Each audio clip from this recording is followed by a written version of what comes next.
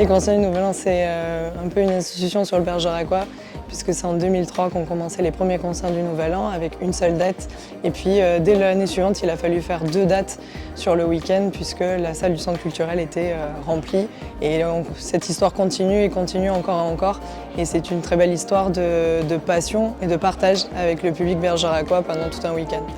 Des beaux concerts à vous. Je vais voir des amis jouer.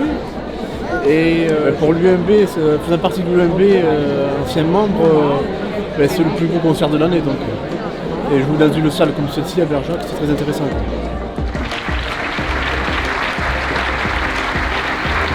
Alors l'ensemble des musiciens est amateur, c'est ça qui est beau, il n'y a pas de professionnels. Et donc c'est en plus sur leur temps libre, ils se retrouvent toutes les semaines pour répéter ensemble.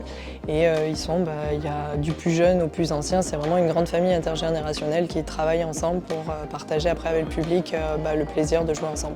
C'est vrai que ce côté multigénérationnel permet de tous se rapprocher et c'est vrai qu'on partage tous un moment ensemble et ça permet de rapprocher les générations entre elles.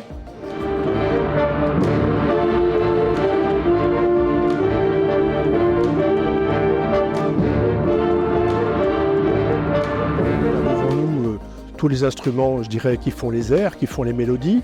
Donc on a les flûtes traversières, on a de l'autre côté les clarinettes, on a les saxophones alto ou alti, comme vous voulez.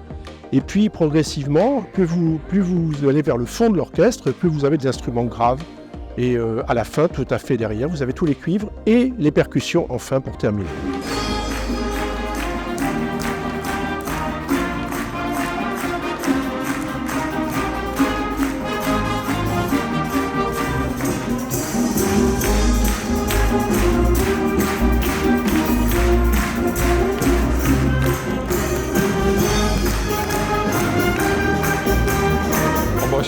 C'était remarquable, hein. C'était la première fois que l'on venait là, et on n'a pas du tout été déçus. Hein.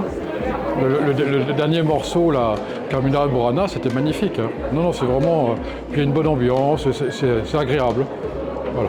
Oui, je peux commencer à dévoiler quelques dates sur 2024. Il y a des beaux projets, notamment des concerts. Donc ces concerts-là, Symphonie pour une émotion, qui vont être joués pour ces concerts du Nouvel An, vont être rejoués dans d'autres communes, notamment dans le Lot-et-Garonne, mais aussi dans d'autres communes de la communauté d'agglomération bergeracoise, puisque c'est une volonté de l'UMB d'exporter la culture sur l'ensemble du territoire. Et puis on ira également rejoindre le Geste Pourpre pour leur 20e festival, puisque c'est leur anniversaire et ils nous font l'honneur d'avoir l'opportunité de jouer pour le festival Geste Pourpre.